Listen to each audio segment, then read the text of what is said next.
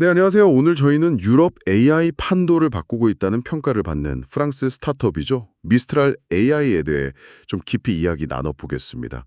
뭐 유럽판 오픈 AI라고도 불린다면서요? 네, 맞습니다. 요즘 정말 뜨거운 회사죠. 여러분께서 보내주신 여러 자료들을 보니까 이 회사가 단순히 기술력만 있는 게 아니라 뭔가 좀 다른 이야기가 있는 것 같아요. 오늘 그 속을 한번 제대로 들여다보죠. 네, 좋습니다. 미스트라 AI는 사실 설립된 지 얼마 안 됐는데도 불구하고 기업 가치가 엄청나게 뛰었거든요. 네, 저도 봤어요. 유니콘은 이미 넘었고 데카콘 이야기도 나오던데요. 맞아요. 단순 기술 회사가 아니라 유럽의 어떤 기술 주권 문제랑도 연결되고 또 비즈니스 전력도 좀 독특해요. 오픈소스랑 상호 모델을 같이 가져가니까요. 아, 그 부분이 흥미로운데요. 일단 시작부터 좀 짚어보죠. 2023년 파리에서 창업했고 창업자들이 구글 딥마인드 그리고 메타 출신들이라고요. 네, 특히 메타에서 그 LL라마 모델 개발했던 분들이 주축이라는 점, 이게 처음부터 좀 기술력에 대한 기대를 갖게 했죠. 그렇죠. LL라마가 또 오픈소스 진영에서 굉장히 중요한 모델이었으니까요. 최첨단 AI를 당신의 손안에 라는 슬로건은 그럼 어떤 의미로 봐야 할까요? 단순히 좋은 AI를 만들겠다 이걸 넘어서서 뭐랄까 기술 접근성에 대한 좀 철학이 담겨 있다고 봐요. 접근성이요? 네, 거대 기업들이 기술을 독점하는 게 아니라 더 많은 사람들 또 기업들이 AI를 좀 쉽게 쓸 수 있게 하겠다. 뭐 이런 의지 아닐까요? 프랑스 마크롱 대통령도 공개적으로 지지하고 나섰고요. 아, 대통령까지 직접이요? 그리고 자체 개발한 AI 챗봇 르샤라는 것도 프랑스에서는 꽤 인기라고 하던데요. 네, 맞아요. 르쉐라고 하죠. 이게 또 유럽의 주권적 AI를 만들겠다는 야심하고도 연결되는 부분이고요. 그런 자신감 때문인지 투자 유치 이력이 정말 어마어마하더라고요.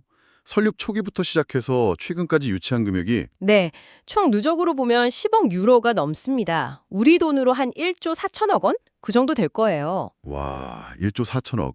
기업 가치는 훨씬 더 높게 평가받고 있죠. 한 8조 원 넘어간다고 본 것 같은데요. 맞습니다. 60억 달러 이상으로 평가받고 있죠. 근데 더 주목할 건 투자사들이에요. 제너럴 카탈리스트, 안드레슨 호로위츠 같은 최고의 VC들은 물론이고요. 네네. 마이크로소프트, 엔비디아, 삼성, IBM 같은 전략적 투자자들이 대거 참여했어요. 이건 단순 자금 이상의 의미가 있죠. 기술 파트너십까지 염두에 둔 거라고 봐야죠. 확실히 판이 크네요. 근데 또 한편으로는 현재 매출 규모는 그 정도 가치에 비하면 아직 좀 부족하다는 지적도 있잖아요. 네, 그게 좀 관전 포인트입니다. 연 매출이 이제 수억 유로 수준으로 추정되는데 60억 달러라는 기업 가치를 어떻게 증명해 나갈 거냐, 이건 좀 지켜봐야 할 숙제죠. 그 가치를 뒷받침하는 핵심 기술 뭐가 있을까요? 자료들을 보면 효율성이랑 개방성 이 두 가지를 되게 강조하는 것 같은데요. 정확합니다. 그게 핵심 키워드예요. 모델 종류를 보면 좀 더 명확해지는데요. 크게 한 세 갈래 정도로 나눠볼 수 있어요. 세 갈래요? 네. 첫 번째는 이제 고성능 상업용 모델들, 미스트랄 라지2나 미디움 3 같은 것들이죠. 성능은 최상급 모델들과 경쟁하면서 비용은 훨씬 싸다. 이걸 내세워요. 비용이요? 얼마나 저렴한데요? 빼면 정말 파격적이네요. 그럼 두 번째 갈래는 뭔가요? 두 번째는 오픈소스 모델입니다. 이게 또 미스트랄의 중요한 축이죠. 미스트랄 7B라던가 특히 MOE 기술이 적용된 8by7B, 8by22B 같은 모델들을 아파치 2.0로 라이센스로 그냥 공개해버렸어요. MOE요? 그건 어떤 기술이죠? Mixture of Experts라고 해서요. 쉽게 말하면 여러 개 좀 작은 전문 모델들을 모아놓고 필요할 때 해당 전문가 모델만 딱 골라서 쓰는 방식이에요. 아하, 약간 AI 전문가 드림팀 같은 건가요? 그렇죠. 필요한 전문가만 나서니까 훨씬 효율적이고 빠르고 비용도 적게 들고요. 이런 오픈소스 모델들은 개발자 커뮤니티를 키우고 기술 저변을 넓히는 데 아주 유리하죠. 그렇군요. 마지막 세 번째 갈래는 뭔가요? 세 번째는 좀 특정 용도나 환경에 맞춘 모델들이에요. 예를 들면 코드 짜는데 특화된 코드스트랄. 그리고 이게 또 중요한데 미니스트랄이라고 해서 스마트폰 같은 엣지 디바이스에서 바로 돌아가는 모델도 만들었어요. 아, 온디바이스 AI 말씀이시죠? 퀄컴이랑 협력한다는 얘기도 있던데요. 맞습니다. 이건 이제 데이터 프라이버시 지키기도 좋고 인터넷 연결 없이도 쓸 수 있고 반응 속도도 빠르다는 장점이 있죠. 그러니까 클라우드뿐만 아니라 기업 내부 서버, 온프레미스라고 하죠.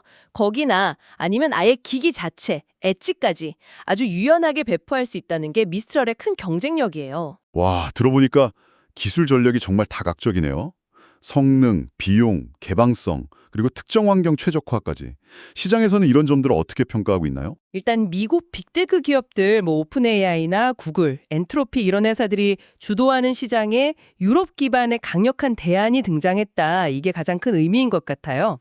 네, 유럽 입장에서는 정말 반가운 소식이겠네요. 그렇죠. 기술력 자체도 최상위 모델들은 GPT-4랑 견질만 하다는 평가도 받고요. 특히 말씀드린 것처럼 오픈소스 모델이나 저렴한 상업용 모델은 비용에 민감한 기업들한테는 굉장히 매력적인 선택지가 되는 거죠. 실제로 스노우플레이크나 스텔란티스, 시스코 같은 회사들이랑 파트너십도 맺었더라고요. 네, 그런 사례들이 이제 미스트랄의 기술이 실제로 쓰이고 있다는 걸 보여주는 거죠. 하지만 앞서 이야기 나눴던 것처럼 넘어야 할 과제들도 분명히 있어 보입니다. 매출 증명 문제 말고 또 어떤 게 있을까요? 가장 큰 변수 중 하나는 역시 EU의 AI 규제법, AI 액트레일 겁니다.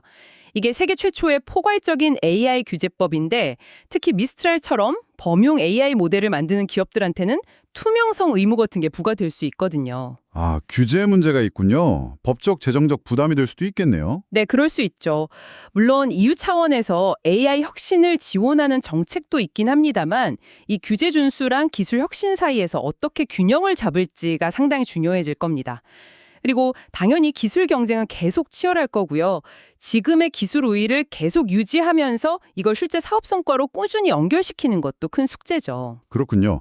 정리를 좀 해보자면 미스트랄 AI는 유럽의 기술 주권이라는 어떤 상징적인 배경에다가 메타 출신들의 탄탄한 기술력, 그리고 오픈소스와 상업 모델을 넘나드는 아주 영리한 전략, 여기에 막강한 투자까지 등에 업고 정말 단기간에 AI 시장의 핵심 주자로 떠올랐다. 이렇게 볼 수 있겠네요. 네, 맞습니다.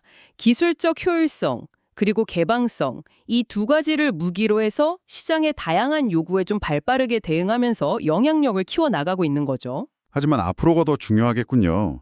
말씀하신 대로 높은 기업 가치를 증명하는 문제, 또 EU AI 규제라는 변수, 그리고 끊임없는 기술 혁신 경쟁, 이런 과제들을 어떻게 풀어가갈지 지켜봐야겠습니다. 네, 이 회사가 어떻게 나아가느냐가 단순히 한 기업의 성공 스토리를 넘어서 앞으로 AI 산업 전체가 좀 더 다양한 플레이어들이 경쟁하고 또 더 개방적인 방향으로 갈 수 있을지 그걸 가늠해 볼 수 있는 중요한 사례가 될 것 같습니다.